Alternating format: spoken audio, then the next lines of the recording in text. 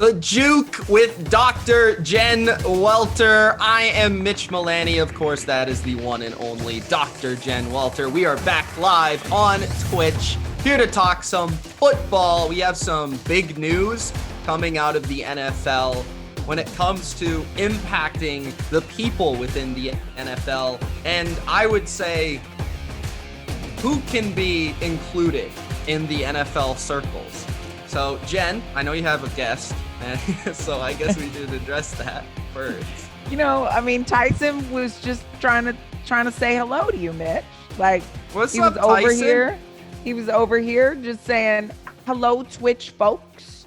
I am top dog when it comes to NFL, so let me just make my presence known right up at the top of the show. It is no secret that I always say he makes me better and definitely makes me cuter. So everybody, this is my shameless plug to be super adorable with the Juke today. How about that? There you go. All right. Thank you, Tyson, for gracing us with your presence. Carl NASSIB is the man I'm referring to when it comes to being included in the NFL circles now. So Carl NASSIB has come out as gay publicly, which is something that's different for the NFL. I know that we had Michael Sam a couple years ago who came out as gay, but that was, he didn't actually make the NFL. So a lot of people are kind of confused by that. So Carl NASSIB has been a player within the NFL for quite a few seasons. He played for the Cleveland Browns, where he was kind of famously on Hard Knocks, and he did the whole breakdown of the contracts and stuff like that, which I thought was a pretty funny skit within that show.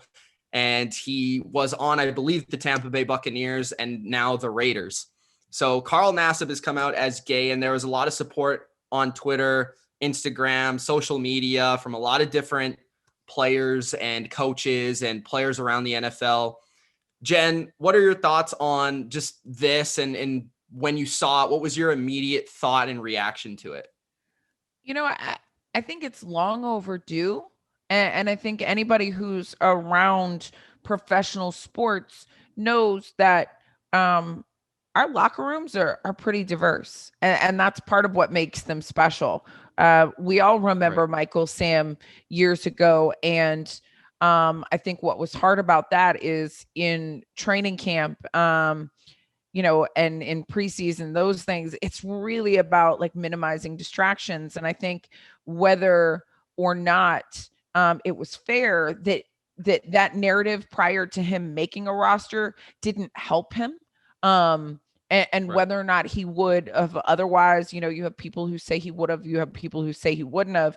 But the truth is there's such a fine line between making and not making that if it dissuaded anyone, then it's a problem, right? And it's a problem on a societal level because it's, this is who this person is. So now you have someone who is deeper into having played in the league.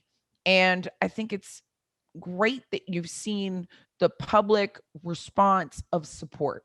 And I believe he is now the number one jersey, according to Fanatics sales after his announcement. And isn't it interesting that the number ones have been him, and right before that, your guy, Tim Tebow? Yeah, I don't know. You call him my guy. I see what you did there. But they're kind of totally different situations. I mean, Tim Tebow is sort of like a football legend. Everybody loves him, and at least everybody except for Jen. And it feels like he's just a personality that people gravitate towards. This is kind of a little bit different. I'm not sure what was the case with Sam at the time. I don't know if there was similar buzz there because, and this is where I think it's a lot different. So NASSIB is comfortably an NFL player. This is not a question of, is he going to make an NFL roster? Right. He's been on an NFL roster for something around 5 seasons. So he's an NFL player. Michael Sam, the whole question, I believe he was a 7th round pick or something of that nature. So it was already a question of whether he was actually going to make the team. And then that kind of, I don't want to call it a circus, but that's kind of what it was, right? It kind of was a circus just because of it was new to the NFL. And this is something I think it's a lot different because this is a player that players already know. They're, it's sort of now accepted, and I feel like we've made some strides in that regard. I'm sure there's plenty of players within the NFL still that are gay and have not come out yet. I'm almost positive that there probably are. So I'm really interested to see what that next step is after Carl Nassib, to see these other men around the league and whether they're ready to come out as well. Yeah, and I think one of the things that we see is that, and why I brought up, even Tim Tebow in this context, is people are starving for change. They want things to believe in. They want things to show that something different is possible, right? If Tim Tebow makes a comeback into football after leaving for baseball and doing all this, that will give a certain segment of the population something to believe into, somebody that they will be excited for, something that encourages, people who are like him. And that is the same here with NASSIB, right? Representation is so important across the board. It gives permission to accept yourself. It gives power to have different conversations. It gives a little kid who thought maybe he was different or she was different and didn't belong permission to say, you know what, he's like me. And those are the things that we really need. And I think coming out of this time where we didn't have that, in terms of, just things were really just hard on so many levels. I think as a society, we are looking for those places and spaces where we can find hope, where we can celebrate, where we can see diversity, and where we have marked occurrences that can, demonstrate that culture is shifting in a positive way. And I think that that's what we're seeing in the response. And, a lot of the times it's hard for fans because you feel disconnected. Well, one way you can show support, you can rock that jersey, and you can buy in and you can show support. And,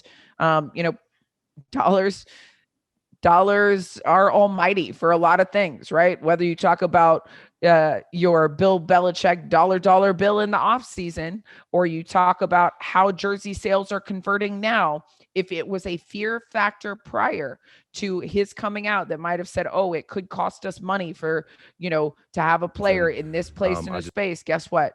The fans have spoken, and that is not the case, right? It is not going to be a financial deterrent, at least at this point, for people to say who they are. And I love the messages supporting bravery, which have come out from everybody from, Warren Moon to recently our president, Joe Biden.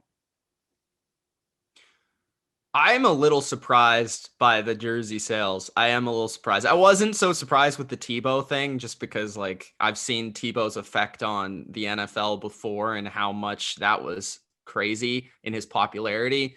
But with the Carl Nassib thing, I'm going to be honest, I was surprised by it. When I saw that, I was like, oh, wow, that's pretty cool to see that.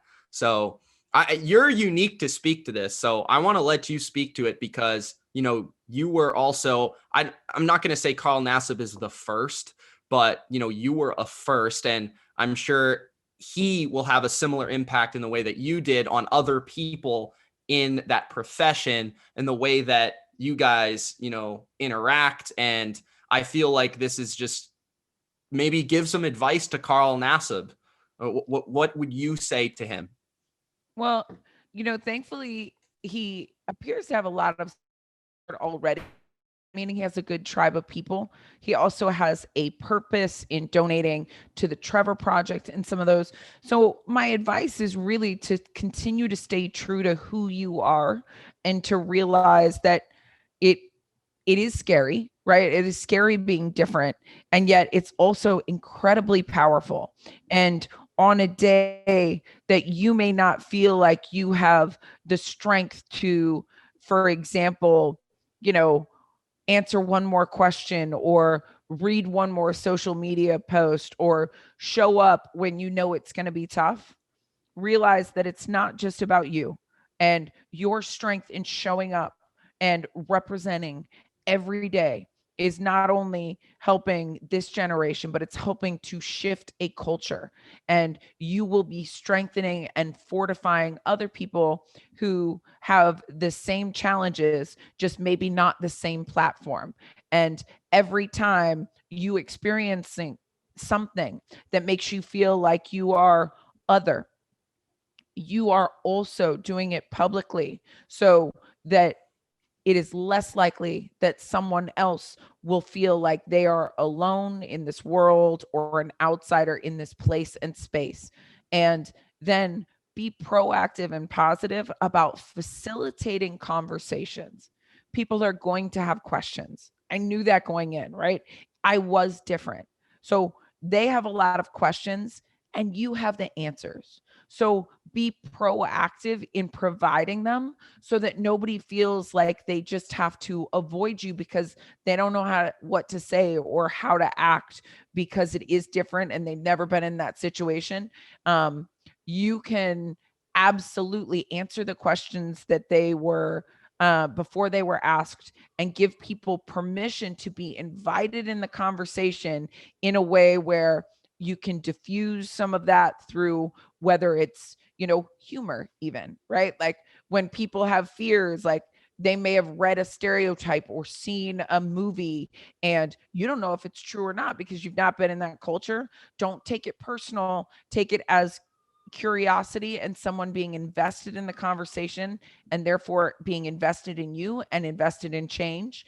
And the more that you can work through it and work it out and create bridges of understanding, the better you'll be, not only in your personal situation, but in society as a whole. That's good advice, honestly. I think with you, Jen, as well, when it comes to that kind of comparison, I'm wondering, I've never asked you this, but how did your life sort of change? Because I'm sure Carl Nassib's going through this right now. Like when you were just yourself, right? And then you were, all of a sudden, I'm the first of this. And then all these people, you gain some sort of following. People are now messaging you on Twitter or Instagram or social media, whatever it may be. What was that experience like? And what do you think NASSIB's going through right now at this moment? Well, he just opened himself up to an entire community that didn't necessarily even know that he was a part of it, right? He probably, certain people did, but other people may or may not have. And I guarantee you there's a whole group of people in the LGBTQ community that just found a hero that they didn't even know existed, that they had hoped would come along someday. And now that day became today, right? So in one of the, arguably the most powerful sports franchise or sports business on the planet, you just saw progress for equality. And there are going to be people because of that, right, who now love you. Now, the challenge is that when you're a first, you are divisive in your existence.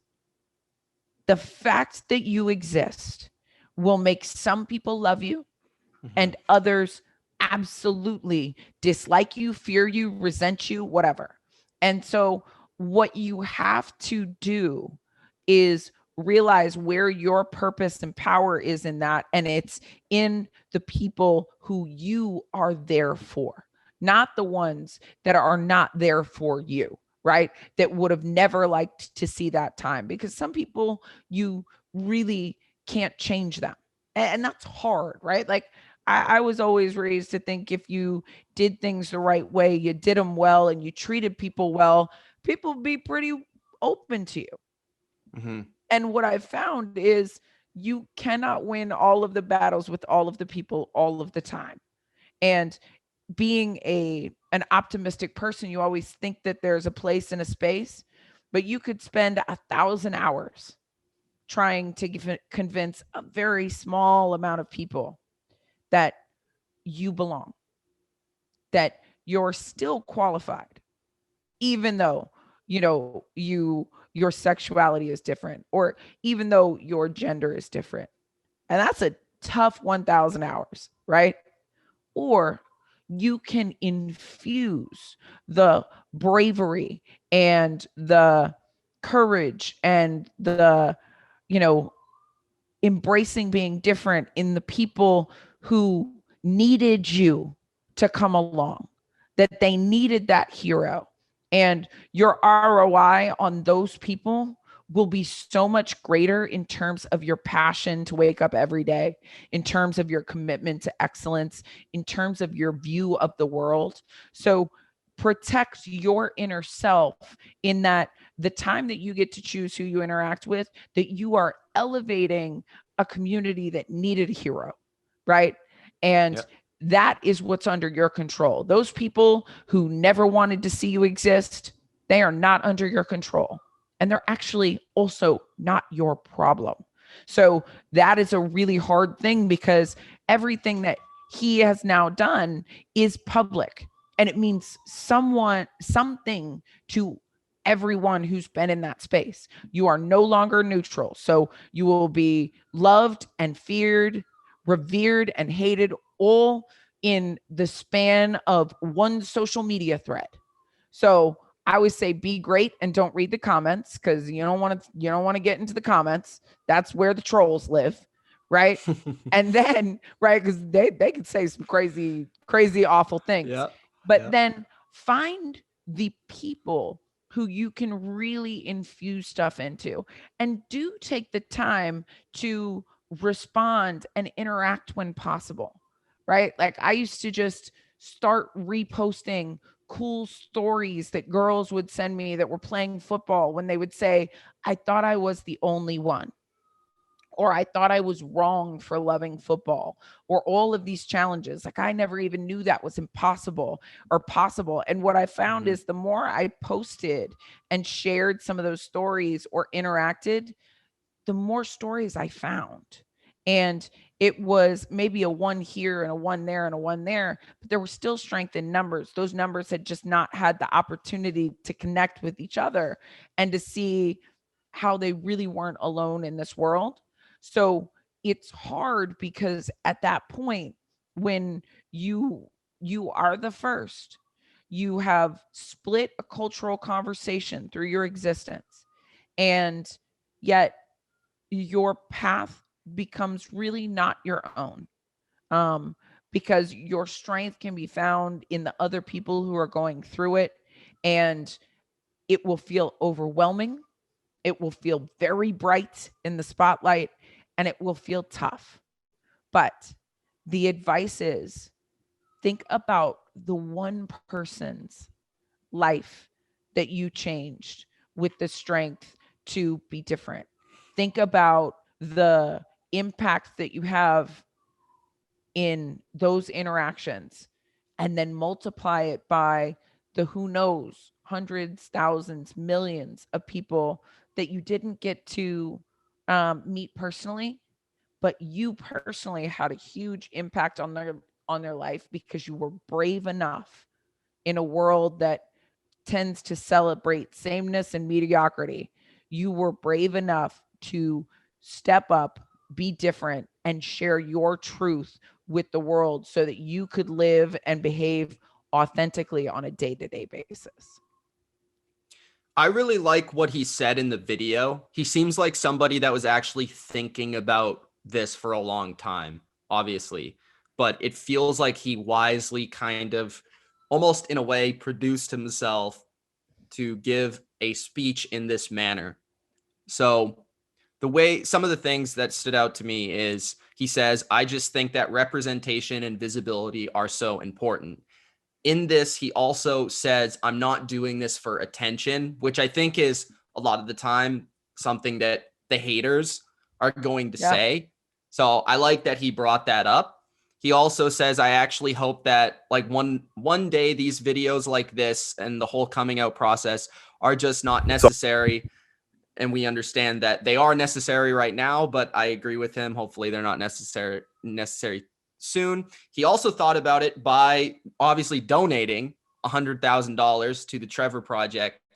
So that's pretty cool. So he feels like somebody that not just is willing to come out and then accept the, I guess, gratification of it, but he's also willing to take the pressure of it, which I think is also very respectable.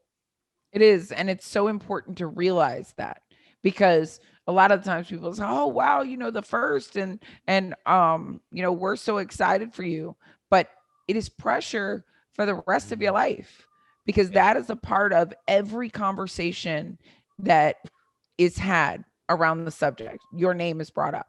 It becomes a part of every single article that now comes up with any player and being gay in the NFL. He will be named as a part of that forever.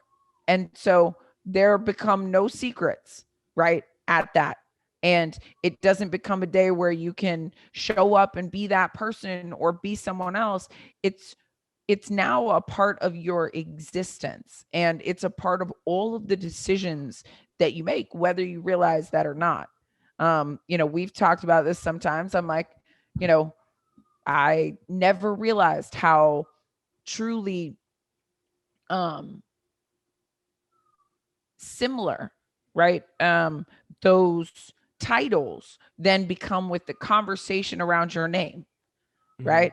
Because it's she's this, right? And that becomes synonymous with your name. And that is something that is going to be the case for the rest of his life. It's not a day, it's not one person, it is globally. And so I am proud that he had that forethought to realize it, right? And that he had the strength to do it. And what I would say is he is fortifying so many people who doubted whether or not they could, whether it's play football, whether it's be a real man, whether it was be a professional athlete, whether it was any of those things. And we could go on and on. He just gave them permission to say, you know what? He did it. I can do it too. And not only that, but defensive end. Yeah. Dude, like the manliest of manliest positions there is. So that's pretty cool. His coach came out. Sorry. I would say that nobody should probably smack talk him around this, because it might end badly for them. Yeah, he's going to smack your quarterback. That's what's going to happen. So his coach, John Gruden, said, I learned a long time ago, what makes a man different is what makes him great. So that's a pretty cool quote there. And of course, we brought up all the players, Warren Moon, JJ Watt. I saw Saquon Barkley, Julian Edelman. I mean, a lot of them. So that was pretty cool to support not only the message, but also the support that we saw from Carl Nassib. Do you have anything else to say before we take a break? I think it's great to see the support. I like that the people have been proactive in answering the questions as to how he would be received. And I would also say that, I'm sure he had one-on-one conversations with some of these people prior to the situation, and that it was their, strength and fortification that helped him have the courage to take this step forward, because, he had people who said, love is love. And we already love you. We already respect you. We know what you can do on the football field. I certainly don't want you in my bedroom, and and I'm not going to be in yours.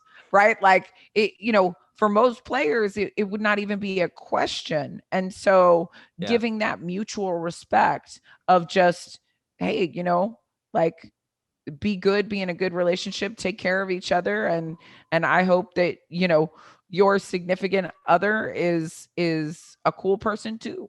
And I think that that's just really special, and good on John Gruden for, for saying that. And obviously, being a leader in not only his team, but across the league, and how he handles it. Because again, it's not going to be easy for him either, because there will be situations, right? Whether it's a player on another team, or someone on the locker room, or questions from other people that, he's not supposed to know about, or whatever.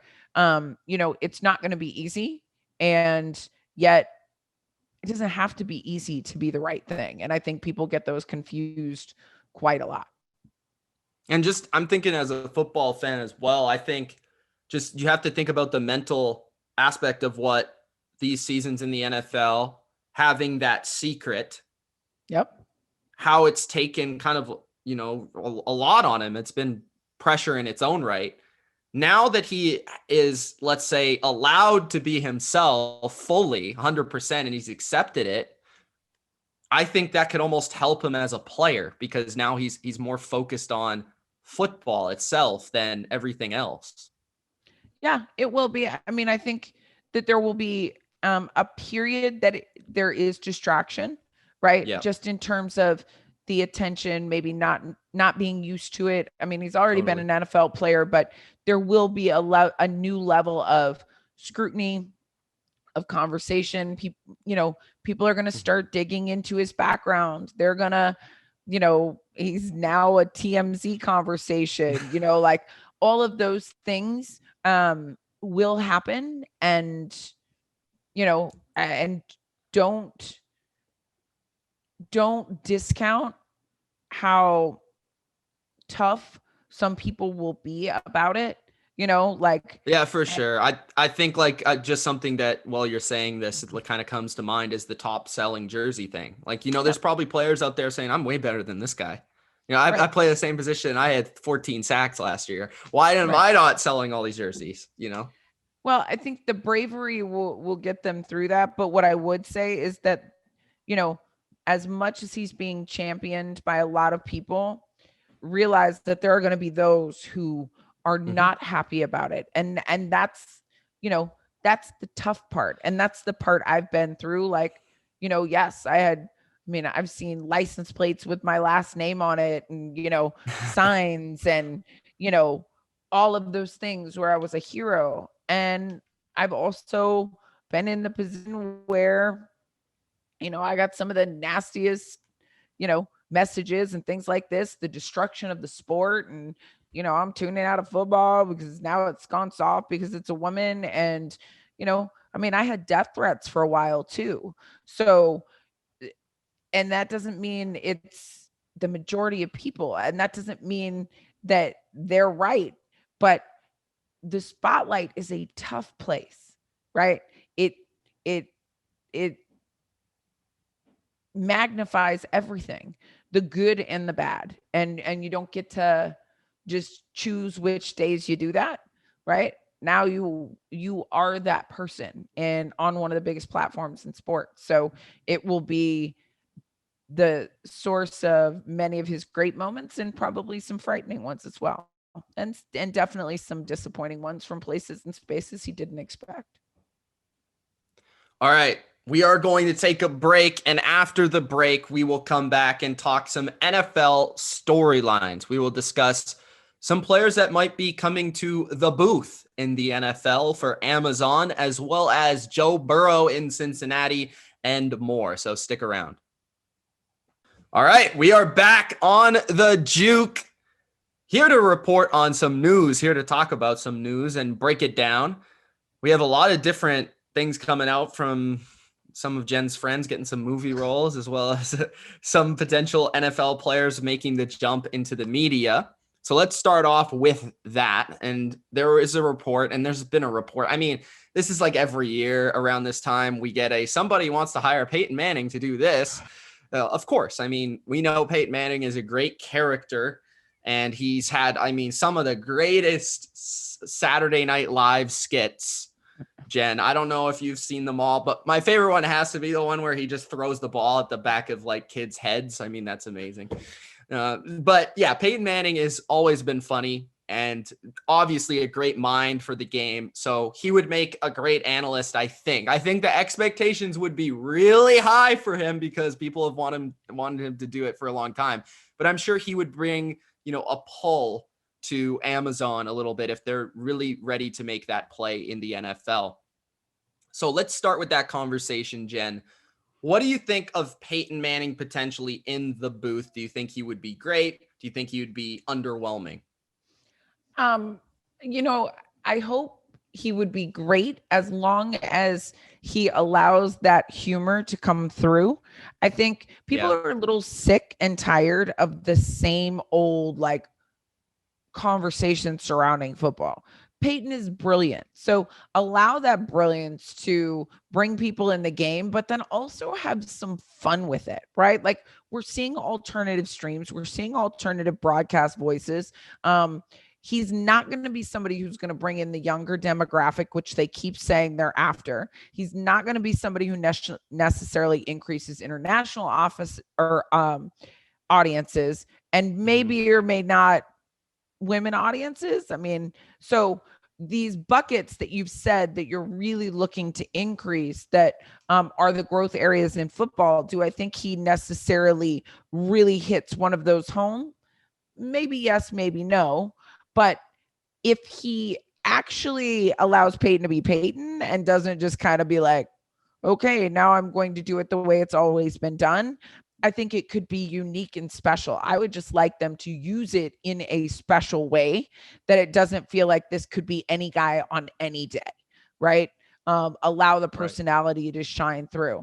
It's interesting. The last person that I had heard, well, there's two other ones. We've heard the Drew Brees, right? That he was supposed to be going right to the broadcast booth. He is in NBC, but I don't know if he's going to be like in the broadcast booth. I kind of feel like he's going to be on the pregame show with like Rodney Harrison and those guys and Tony Dungy. That's kind of where I think he fits in. Yep. And that makes sense, right? So you got him. But the other one that I heard who knocked it out of the park in terms of doing some auditions was RG3. Now, does that bring a different conversation? Now, again, I don't know if he's in the booth or if he's doing pregame shows, but where are we bringing alternative conversations? And I mean, I heard it was a bidding war for RG3 because he was so good in the interview format. So I think, that is a different conversation to me. And that it's not taking anything away from Peyton, but we don't really have anybody like RG3 that we necessarily do, because to me, Peyton could easily be compared to Tony Romo. And is it a different voice? No. Is it Troy Aikman? Are we just recycling the same quarterbacks to have them have different conversations? Or are we going to actually, open up, some of the conversations to different voices? See, as we said, I understand your point. I understand your point with the RG3 thing and, the different voices thing. I get that. Peyton Manning is one of the most popular football players of all time. So I'm sure that people are going to gravitate towards whatever broadcast he's on, regardless of, race, gender, whatever it is. Like, I get that. And if RG3 is great, like, honestly, I would love to see RG3 in college football. Personally, I think he would be great for college football because he is kind of younger. And I think that vibe, it just suits him personally. In my opinion, he's also known probably a little bit better for just college in general. So I would like to see him there. But, either way, I saw him and I think it was Aqib Talib on a broadcast for a Bleacher Report during the NFL draft. I thought RG3 was pretty good. He was covering the quarterbacks and things of that nature. And the only thing I'll say is just don't let him do Vikings games because he absolutely does not like Kirk Cousins whatsoever. And every single time he talks about Kirk Cousins, he rips him to shreds. Ooh, so I would probably just avoid that unless you want that. I mean, if you want that, that's on you. But right. Personally, you're spot on. Personally, I would love Peyton Manning. Amazon, wherever they're gonna, if they offer him the job. I don't know if he's interested. I've always heard that Peyton was more interested in being a GM than anything else, which I also think he would be great at, but we'll see. Are there any names out there? I know you brought up RG3. I think Greg Olsen will also be in the booth this coming season because he was doing that before he came back to the sport last year to Seattle, and he played a season with Seattle. Do you think there's anyone out there, whether it's an Aaron Rodgers or an Adrian Peterson or a JJ Watt, Tom Brady, do you think any of these guys would take that step and be good at the job? I think there are several who could really be good at the job. And again, Peyton could be great.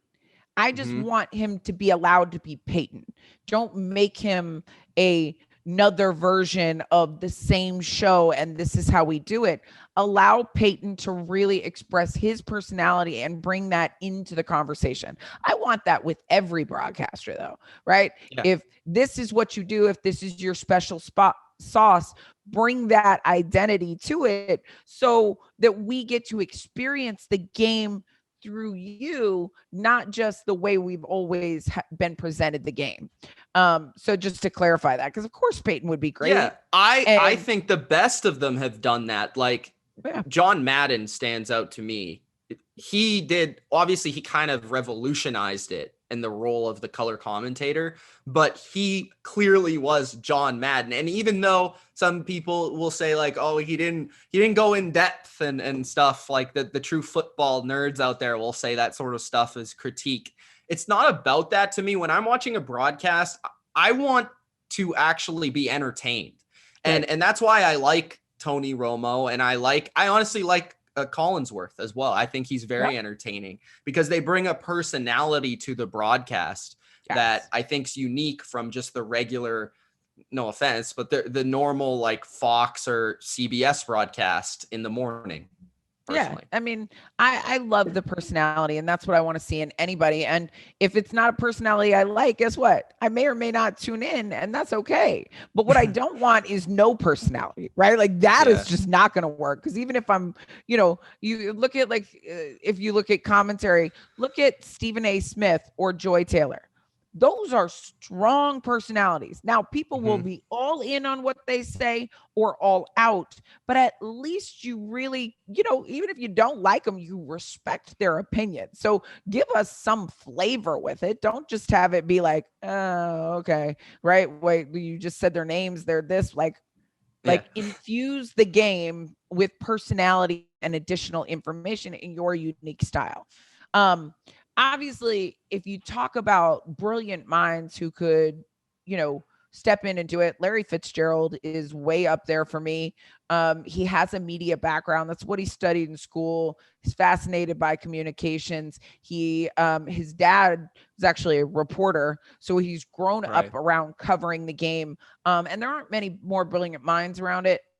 I don't know if that's what direction he wants to go.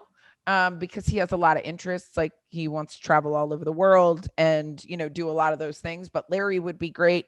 I'd also like to see some of the defensive personalities get in there. Cause if you want to change up the conversation, well, give us a change up in perspective so that, maybe you have both an offensive guy and a defensive guy talking about these things. And, you have Peyton Manning going against, I don't know, like Brian Urlacher, right? And Urlacher is like, oh yeah, what we were doing on this play, Peyton. And I saw you run out of here, and like, could we infuse it with some of that back and forth? Who would be a wild personality on that? Oh my gosh. I need a trench guy. I mean, oh gosh, who would be good? Who would be fun right now? One that comes to my mind is George Kittle, because I just think he is just so and the energy is like through the roof with him. Yep. He'd just be bouncing everywhere throughout the broadcast the whole time. Yeah. I mean, it would be great. And so it really is about dedication. As you know, it's the preparation to do it. It's the commitment to the work and in knowing the game and then being comfortable, really having a conversation, right? Like, and conveying that information in a way that enhances the game, right? So that means you have to be good at the rhythm of the game. One that comes to mind to me, I've seen him on some PFF stuff already, is Richard Sherman. Oh, yeah, without a doubt. That's a great call. Richard Sherman would be brilliant. He is a brilliant mind. He, he went to Stanford. I mean, the guy is absolutely hands down brilliant. And he is opinionated. He's not somebody I'd step a conversation or, tell you the team with the most points is going to win the game. Like, come on. Like, he's going to bring you in the locker room. Some of these, what would we think about? And would absolutely have the chops to push back from a defensive standpoint against some of the things that are going on maybe on the offense, and also provide insight. I think Richard Sherman's a great call. Good one, Mitch. All right, let's transition to a quarterback on the field and a coach who everybody, when he retires, I mean, he's going to get like a cajillion offers to be some sort of commentator. I mean, Sean McVay has already been getting offers, and he's like 30 something, and he still wants to coach. So Sean McVay has come out talking about Matthew Stafford, his new quarterback. There were rumors a couple weeks ago, or not rumors, I should say, but the media reading into what McVay was saying about Stafford in comparison to what he said about Jared Goff in the past. And people were saying that he's kind of taking shots at Jared Goff. So this kind of takes it to the next level, as he says that Matthew Stafford is even better than advertised. He says, bro, this dude is a bad mother effer. Okay. Whatever people say about him, it's as good as it can be. He's even better than advertised. It makes sense to him. The guy's ability to see the game, his ability to draw on his experiences, the feel that he has, it's pretty special and unique. And man, his feel for people, his authentic way of connecting with his teammates, his coaches, this guy, it's great being around him. What do you think about these comments about Matthew Stafford from Sean McVay? Well, I think it sounds like, Sean McVay found his guy. And when you have a brilliant hotshot coach like Sean McVay, who everyone saw as like the next coming of football, who clearly got a little bit raked over the coals with, golf. A goof. Right. Yeah. And it had made him lose some of that enthusiasm and fire and creativity and play calling. So what do I think? I think he is so excited that he finally got somebody who can and will push him as a play caller, right? Yeah. And that he will allow or even, invigorate the offense to a point that we won't be looking at what happened to Sean McVay. We're gonna be like, oh, Sean McVay is back and he's better than ever, because now he's got a quarterback that he's not trying to game plan to protect. He is game planning to devastate people with. And that's a great point. Yeah. That's that excitement. And I think we're going to see Sean McVay back and better than ever with, Stafford. I think you'll see them like best buddies. Yeah, I think it's kind of reinvigorated both of these men, because obviously Matthew Stafford has been in Detroit, which isn't exactly the most ideal situation to be in if you're in the NFL. The Lions have been a pretty bad organization, to be in all honesty, for a very long time, including, retiring Barry Sanders and Kelvin Johnson way too early. But that's just my take on things.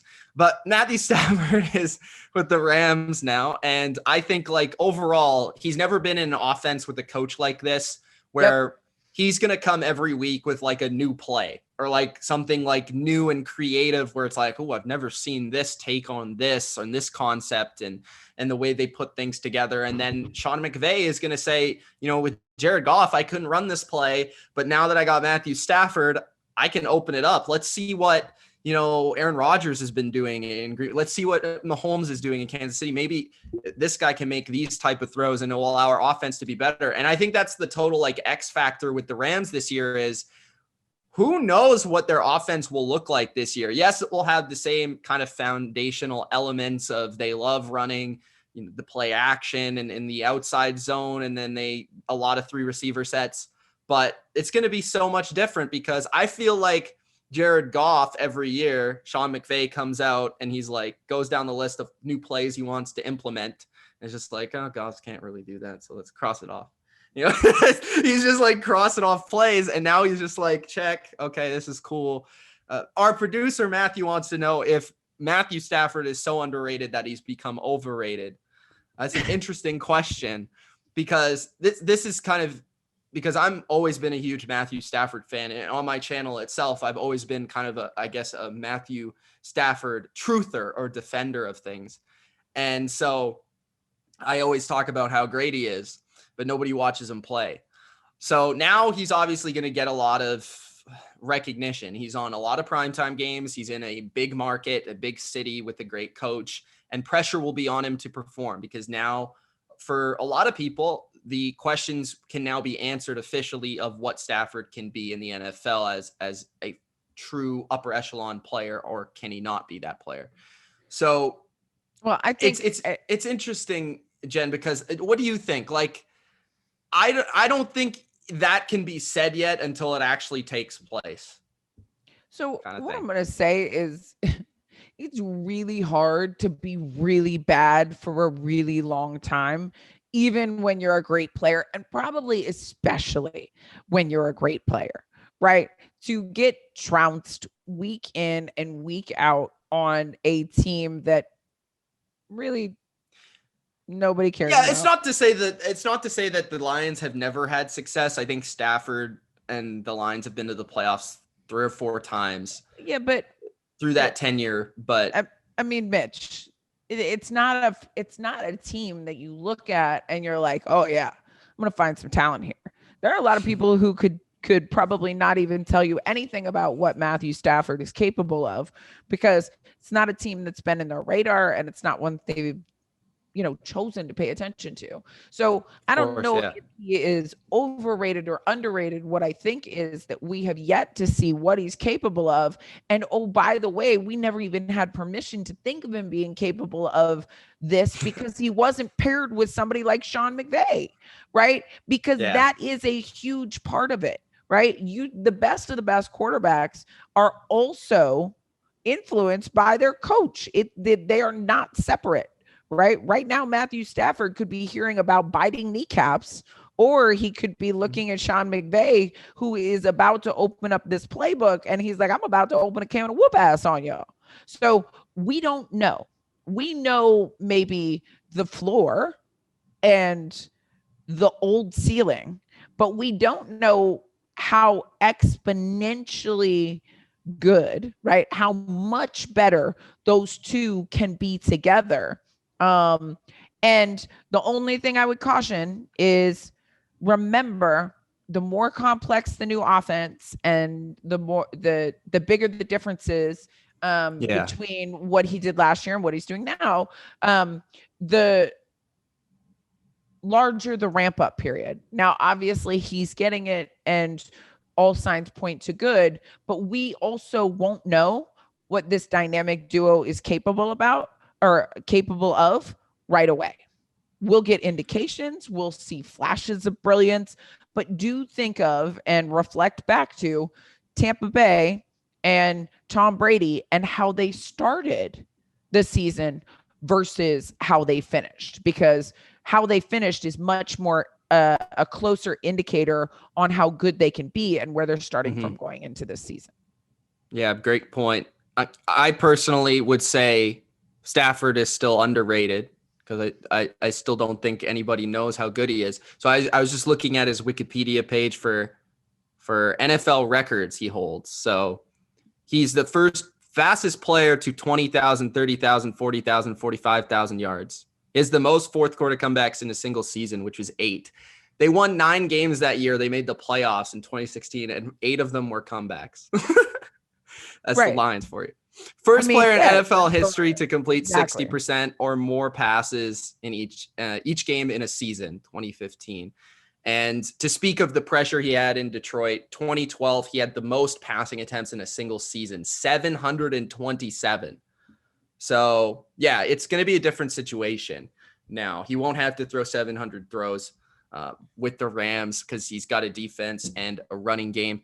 But I definitely think this is pretty cool. I think all coaches should be endorsing their quarterbacks this way, whether they believe it or they don't, because let's put some confidence in the young men under center. What do you think? Speaking of confidence, do we know if Aaron Rodgers is going to be the quarterback with Green Bay yet? No confidence in that answer. No confidence in that answer. But like that's the hard thing. There's so many things that are not yet stable, and you can't bet on, you can't count on.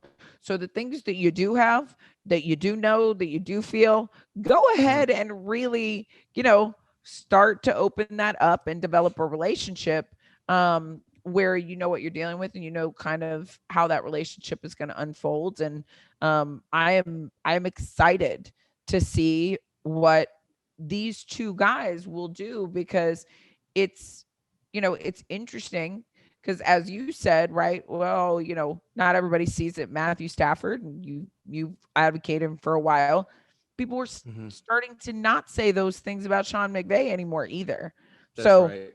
this is a situation where I hope it brings the best out of both quarterback and coach, and they get to smack people around with a little bit of, swagger and defying some of those old narratives.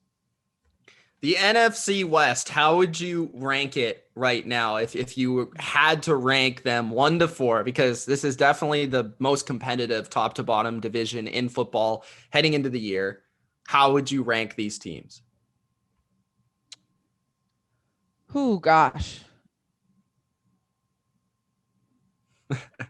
I feel like I could have a different order every day of the week depending on how I wake up that day, but I think my bottom, my least competitive team. I feel like it has not changed. Do you know who my bottom might be, Mitch? Let's see how in tune we are. Which one do you think I think is it the Seahawks?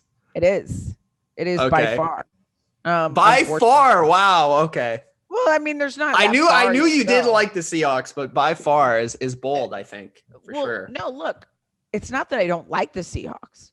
I like better for the Seahawks. I think I think that they're disappointing right now because they don't have an identity. You've yet to secure Jamal Adams. You don't have a pass rush. Like this is a team that I look to for leadership and innovation and strength in how they play.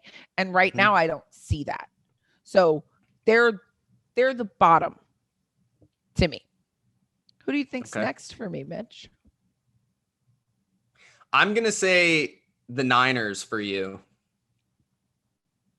It's close between the two California teams to me, I think. Because the Niners are going to be a lot better because they should be closer to, 2019, right? Yeah. In their form. LA, I think there's a lot that we don't know.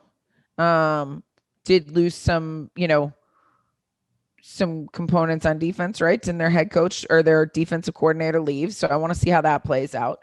But I do like them. I do think that the Cardinals could be the best team in this division. Well, you did pick them to go to the Super Bowl earlier, so I kind of thought that you had them first. That's a really hot take, by the way. Like I'm around a lot of football conversation, Jen, as you know, and nobody has the Cardinals going to the Super Bowl. And not many people, I don't want to say nobody because there are people, but not many people have them at the top of the NFC West either. Okay, so who do you have at the top of the NFC West?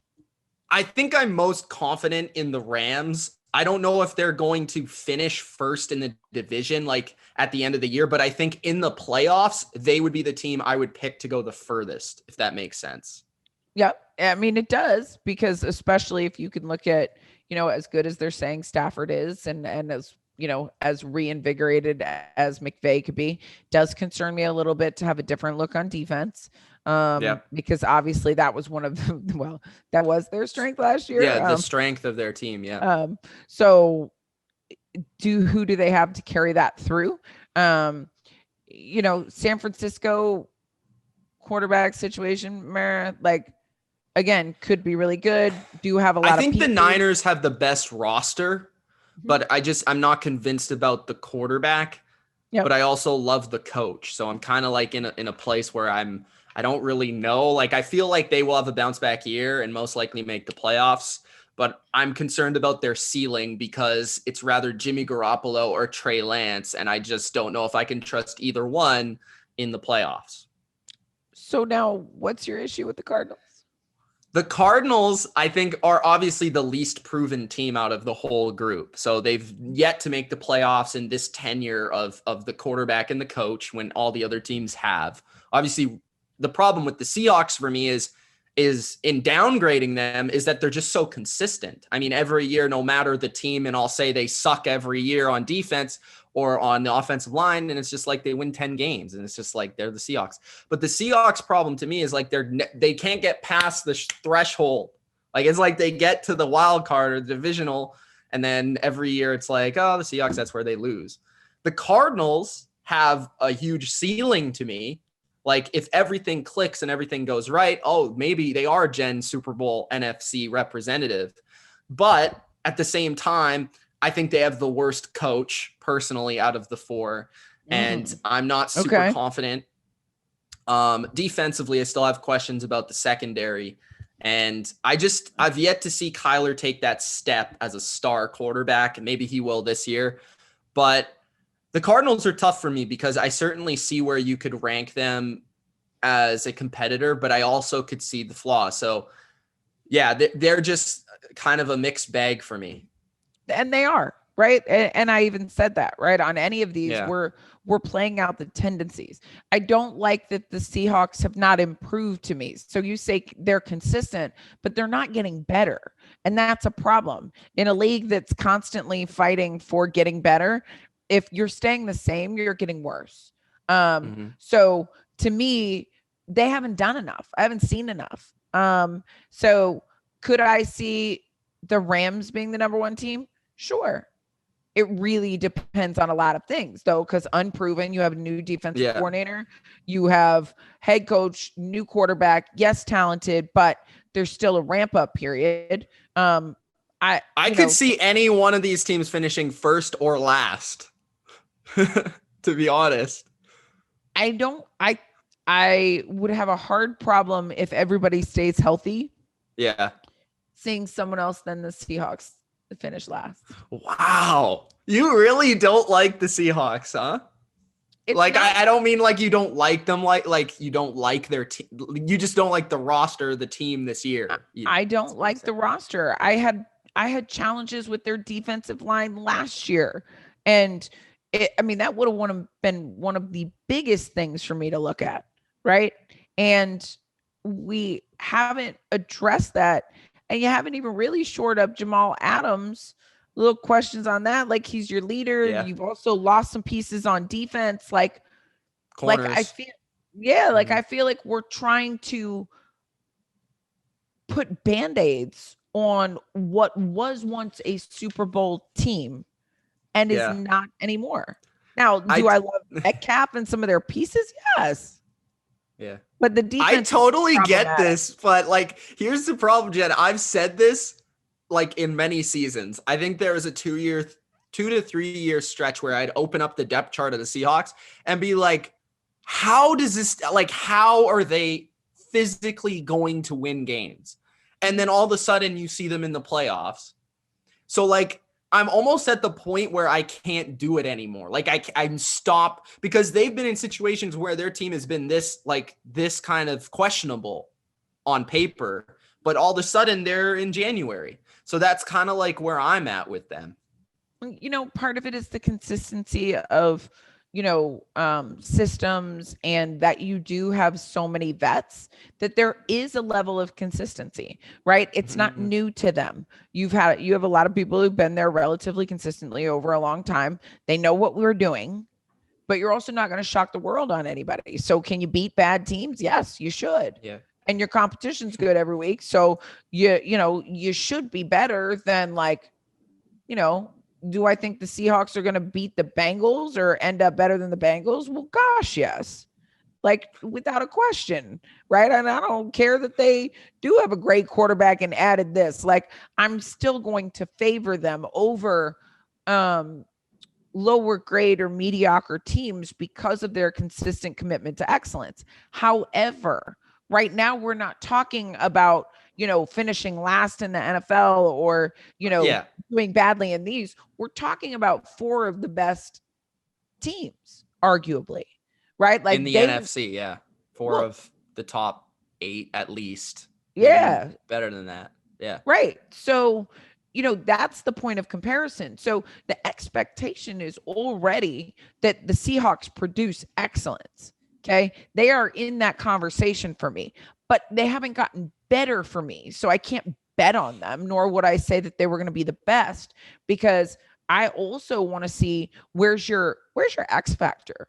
Who is it that you think is going to, change the dynamics of games? And I used to be able to like rattle off those guys for the Seattle Seahawks.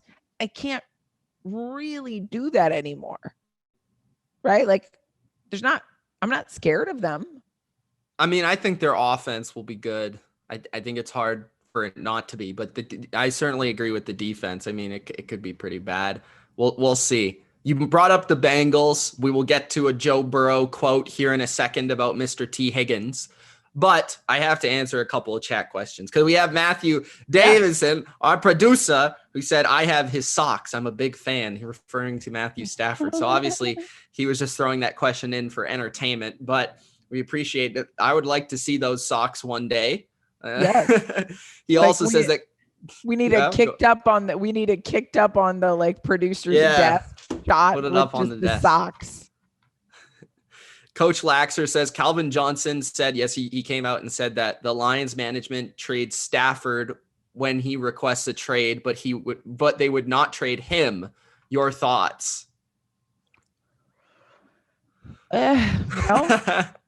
I mean, you talked about this earlier, like retired him too early and retired his jersey too early. And it is unfortunate, right? Like, I think we're entering an era where those player trades become more likely and possible. Yeah. Like, I think at the end of it was really this like stick it out on the team. You didn't hear, I mean, in a season, right? Who do we have this year? We had Deshaun Watson wants a trade. Russell Wilson wants a trade. Your favorite. Aaron Rodgers wants a trade. Like, and these are especially star players back then, like Calvin Johnson, who's important to the franchise. They weren't going to trade him.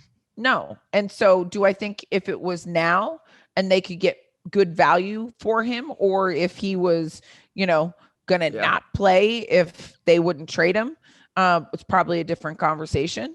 But I don't like that for anybody, because if you're miserable in an organization and you're a baller, there should be some way that you can find a way to play, right? Because there is value for this guy. You may not really like it, but is it better to have him say sit out for a season? I don't know. What's funny is something kind of similar with Gronk happened. So Gronk at the end of his tenure in New England was actually supposed to be traded to the Lions for like a pick or something. Like Belichick wanted to trade him to the Lions, but Gronk was like, F that, I'm retiring. I'm not going to play for the Lions. So can't say he that retired, I blame him, but he sat a year, then he goes to the Bucs and he wins the Super Bowl. So honestly, I think if Calvin Johnson, I know that you're upset, bro, but like, I think if you wanted to really play somewhere else, you would have come back by now and you probably would be on a team. That's just my opinion.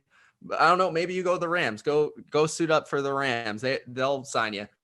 So Joe Burrow has talked about his wide receiver, T. Higgins. He says he's going to have a big year. He had a big rookie year. I think he had about a little bit over 900-ish type of yards, and Joe Burrow wasn't there for much of the season. So the expectations are pretty high for the second round pick coming into 2021. The interesting thing is that they've brought in another high drafted wide receiver in, of course, Jamar Chase, who was a teammate of Joe Burrow at LSU. So they're going to have a trio of receivers that I think might be the most slept on in the league, because they also have Tyler Boyd there in the slot, who's very productive. So what do you think? Do you think Higgins is in for a big year? Do you think Joe Burrow is in for a big year this season? Well, for T. Higgins to be in for a big year this season, Joe Burrow has to be up for a big year, right? Like, and that's what's really important. Yes, they have a dynamic receiving core. Yes, they're also going to have to feed a lot of different guys, which means,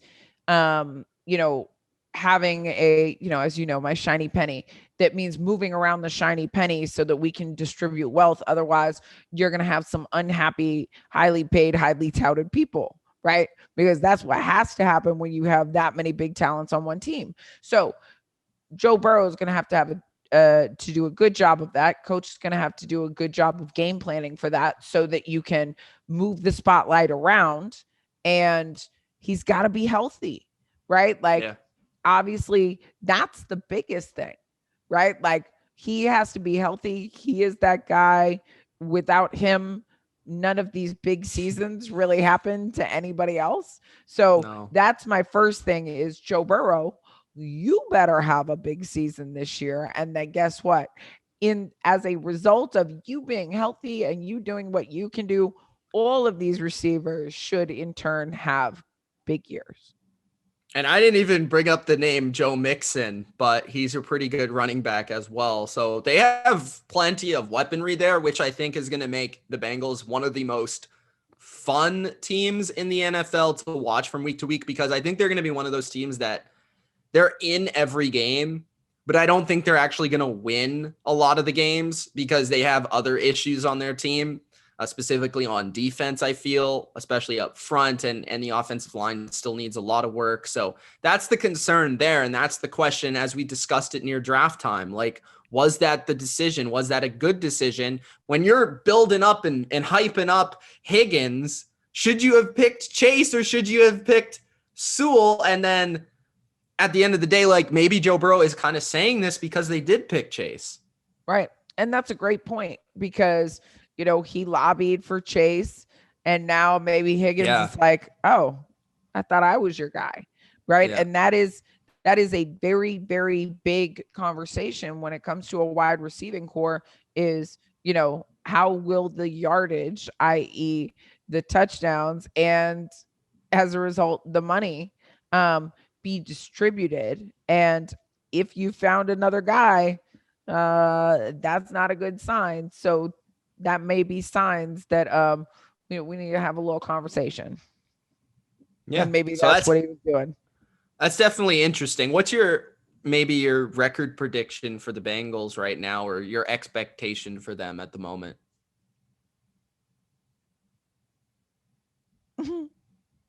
I don't know that I have an expectation for them, Mitch. You don't have an expectation? All right. I'll say I think they're going to, like I said, I think they're going to be like competitive and fun, but I don't think they're going to be in the playoffs. I'll say this though. No. I wouldn't be shocked if they didn't finish last in their division. I'm going to say that. How about that? I mean, yeah, like to me, they're not a team that has infused fear in me for a very long time. I'm certainly not fearful of their defense being able to, I don't know, even, stop water running through a dam or anything, because I find it very porous. So I do think that Joe Burrow is one of the new wave quarterbacks who is going to be dynamic and going to do a lot of stuff. But it's not enough to just build your team as if we're playing backyard football. And that's what I feel like they're doing right now. Look, I got all of the wide receivers. I'm bringing all of my friends. I even have a good running back. Okay, we're ready to play now. That's the Bengals to me. Not quite. We will talk about another quarterback who happens to be a friend of Jen's and talk about his new star role in a big movie. So tune in for that after the break. We are back live on Twitch. It's the Juke. I'm Mitch. That's Jen. And we are here to discuss Jen's good old friend. His name is Jake Plummer. Only after we address the socks. Oh, I didn't see them. Let me see. Mitch, as you asked for the socks, I received the socks. You got the socks, baby. Sock it to you. Matthew came in for the win right there. Look at Matthew got the Matthew Stafford socks. Is it just me, or does Matthew Stafford have an obscenely large head? I think he does, but also it's even bigger on the socks. I hope that that's not done to scale, Mitch, because if it is, he is a real life bobblehead. All right. So Jake Plummer, as I mentioned, is going to be a movie star, Jen. So former NFL quarterback Jake Plummer, I know him from his days with the Broncos. I know you're still mad. I still mad about Still mad. 2005. I'm still mad about the play where you probably know this play. The Champ Bailey pick six and Ben Watson runs across the field and knocks him out of bounds at the 1 yard line. Anyways, Jake, it's okay. You're a big movie star now. So he's actually going to be playing a CFL quarterback from the Hamilton Tiger Cats, which is pretty cool. So Yeah, we have a little bit of CFL crossover. Yeah, we do. And you know what? I love it. He even said that he was really excited to play a part in a movie in a league that does not necessarily get as much credit or shine as it should. Jake is a great dude. Mitch, you mentioned he's a friend of mine. So I actually have a great Jake Plummer story. Let's go to Arizona Super Bowl. So that's what, 2015. And this is before I coached for the Cardinals. It's the Wounded Warriors amputee football team versus NFL alumni. Quarterback for the NFL alumni, Jake Plummer. Yeah. Speed rusher for the Wounded Warriors amputee team, Jen Welter. Hype man extraordinaire, Snoop Dogg. Oh. So this was the day when I met Snoop as well. So I'm coming off the edge. It's like second play of the game. And, you know, it's Jake the Snake. Like, it's not like this is old, I can't move quarterback. Jake still looks like he could play. Obviously, he's going to play it in a movie. And I sacked him second play of the game. And Snoop Dogg goes, my girl killing y'all. She sacked your quarterback. Like, he is all hyped up, right? He is feeling it. Then a little bit later, I'm getting a lot of pressure. He comes in the game. He's like, all right, baby, here's what we're going to do. This O-line cannot stop you. And they actually had like former offensive linemen, you know, playing and blocking. It's like, they can't handle you. So I'm going to need you to get real loud, right? Like, start out on the right. He was playing a corner on the right. I want you to start out on the right. You start talking some noise, right? Like, oh, y'all can't stop me. This side of the line can't stop me. I'm going to roll over to the other side, see what y'all have. And he's like, I want you to pull all their attention. So, you know, I'm chopping it up. All of them slant to me. Snoop comes. Nobody even sees him. And he's like, untouched. Because you so busy worried about my girl. Sack on the quarterback. And that was the infamous day where Jake Plummer has been a friend ever since. He will also tell you he does not like me being the pass rusher, and Snoop Dogg. So I can't wait to see him in the movie. I think he will do a great job. I know some people ask, like, has he ever acted before? Has he done this? Jake has been performing and speaking for a very long time, and he is a very charismatic, present person. And really the important part of, you know, playing a character like that is, will people buy that you are an actual quarterback and that you maybe have led the locker room? I think he's got it. So as long as he doesn't lose elements of himself, because that happens sometimes on camera, you know, people almost minimize themselves. He has a larger than life personality as well, and played that way as well, as you remembered from the game that you will never forgive him for. So as long as he brings like himself and he just really has fun with it, he'll do a great job. Yeah, that's pretty cool to hear. I know that you have some connections within the CFL. We've actually had him on the show before. Yeah. Yep. We're talking about Mr. Allen. Yes. So yesterday was a fun day.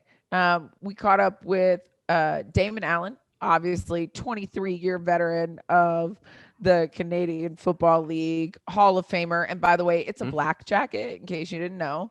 Canton, Ohio is a gold jacket. The CFL jacket is a black one. But we were talking yesterday and catching up, and we had a conversation a while back when he was telling me he was thinking about doing some coaching, and he obviously never got his NFL shot. Nope. Well, Damon Allen, even though he struck out Jordan twice, did you know that? When he left No. football and went to baseball, Damon Allen struck out Michael Jordan twice. That's pretty cool. Yeah. And Mitch, at that same game, wait for it. He's like, yeah, it was a good day. My brother, Hall of Famer Marcus Allen, who was the gold jacket, and Spike Lee were there. And I struck out Jordan twice. And I was like, did you just say that like all casual? Like, yeah, right. Right? It's like Marcus Allen, Damon Allen, Spike Lee, and Michael Jordan walk into a bar, ... Right? Like we're definitely starting a movie script with that one. But he had talked to me about it. And so preseason and training camp this year, he will be joining John Gruden. Pretty cool. And the Vegas Raiders to, help infuse some of that quarterback knowledge and help him. And I'm telling you what, Mitch, when he brought that up yesterday, I was like, what? So he's like, is he like an official part of the staff, or is he like helping with camp? It's the fellowship. So he'll be doing the Bill Walsh Minority Coaching Fellowship, which is through preseason and training camp. So it is an official part of the staff. It is an official capacity. And it is obviously an entree to potentially coaching, whether, in the NFL or another level. But it is one of the most exclusive opportunities within the National Football League and football in general. So he told me just yesterday, and apparently was one of the first people he told, because I had encouraged him to go for it. And so he was so funny. He was like, no, I'll tell you later. I'm going to tell you later. And I was like, excuse me, what? Like, you're going to tell me what later? No, I believe this will be being told right now. And so he's really excited to join them. And obviously, like, I hope that there continues to be more crossover, because, you think Warren Moon, I think he's the only guy who's Hall of Fame at both, right? But I Warren, believe so. Yeah, I know he is Hall of Fame in both, but I think he is the only who's Hall of Fame in both. And so whether it is this legacy of Warren Moon, who inspired Damon Allen and so many others to realize they didn't have to switch positions. They could play a quarterback, though they were playing in the Canadian Football League, and really the beginning of the dual threat quarterback that lives in these guys. I hope that, some of the guys who have opportunities today realize where those opportunities came from, the strong shoulders of the men they're standing on. And I hope we continue to have, opportunities like this one where Jake Plummer, former NFL quarterback, will be portraying a CFL quarterback in his new movie. So, I'm really excited for the CFL season this year. I'm excited for the NFL season, but I love seeing this cross-pollination of people who are getting to experience both games. And, I didn't realize, Mitch, until I talked to Damon, that, it was Warren, who he had watched play in college and stuff, who made him want to play quarterback. And then, of course, Warren went to the CFL. He said he had kind of lost track of him for a while, right? Because you didn't see CFL games in the States. But it was when the NFL went on strike, they started playing CFL games in the States. And that's when he saw Warren play again. And it was Warren's team that actually was scouting Damon Allen. So this really cool full circle opportunity that, if it hadn't been for the NFL strike, who knows if he would have seen and reconnected with the CFL game. So the more we can cross-pollinate these leagues and expand opportunities in football, in my opinion, the better, because we know there are guys who want to play and can play and should have that opportunity. Yeah, for sure. I'm excited for CFL too. It's been a while. I think the last quarterback that crossed over, we were talking a little bit about it. It's Chris Streveler, now playing for the Cardinals, who was on the Blue Bombers, Grey Cup champ, made the transition. He's now backing up Kyler Murray. So that's another guy that's a dual threat. type of player. We see that a lot in the CFL, you know. So we'll see what happens in the CFL this year, and the talent potentially this year that will be in the CFL because of the 1 year off, and then just players looking to play in general. Yeah. Why do you think? I mean, let's talk about the dual threat quarterbacks a little bit, and why there have been such iconic guys out of the CFL who really did set the standard. Do you think it's the field width that adds an advantage? Yeah. Yeah. I mean, that's a good question, honestly. I think it's because it might be a little bit more transferable to the college game as well. And college has always kind of had that dual threat nature.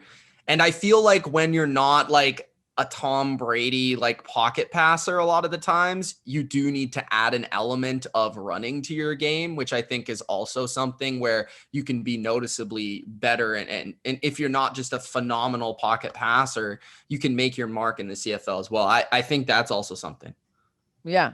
I was thinking about that yesterday with Damon. And since you brought it up, I figured you obviously have had the opportunity to have more up close and personal contact with the CFL. So yeah, just figured I would ask the question. I'll think about that more, but yeah, that's kind of my initial thought. But yeah, there's always, it's been, I mean, I'd say almost every quarterback kind of has that nature to them in the league and has in the past. So nothing new to the CFL. All right. Nope. Well, that is the Juke. That is the Juke live on Twitch. I hope you enjoyed this episode. If you did, let us know in the comments. Give us a like, give us a follow on Twitch, give us a subscription or subscribe on YouTube. Jen, do you have anything to plug? Any projects, anything you're working on? No, Mitch, it's, I've been coaching all week out here, helping some kids in Temecula on the camp. So I'm straight off the football field to talk football with you. So that's been fun. I've been teaching some tackling all week. And then I will join up with Justin Jefferson this weekend. Awesome. Do a camp with him. So if you have any great questions for him, I'm going to do their Q&A session. So definitely slide me anything if you think will be fun. Because we do a Q&A session for the kids with the athletes, and I host that for them. And then, obviously we hit the field. And then I'm going to coach with Hall of Famer Rod Woodson in Indiana for a camp in the beginning of July. So some Sounds good fun. Football stuff coming around. Yeah, it's so fun. Kind of the football family reunion. And I did promise Damon that I would obviously go out to one of the games when he is there in Vegas. So it's just kind of been a cool day of news and seeing great people doing great things. So, once the cross-border ban is done, Mitch, we may have to do some in person, whether it be, some NFL, CFL, and Nick Lewis is going into the Canadian Football Hall of Fame this year. So around Grey Cup, I will definitely be there around Grey Cup and be doing some stuff. So you'll have to make sure that we put that on the schedule, because Mr. Nick Lewis has big plans. That's also why I had to find out that, do they get a gold jacket, Damon? Like, is this the same? Because, knowing his brother had one, and he was like, Coach, it's actually black. And I was like, well, that's a lot easier wardrobe choice than that mustard yellow. So a lot more versatile. Yeah, it's a lot more versatile. I'm good with the black jacket, but I do think that we may have to bedazzle Nick Lewis's jacket because he's got a good personality to him. So hey. And you can find me on the Bottom Line View on YouTube.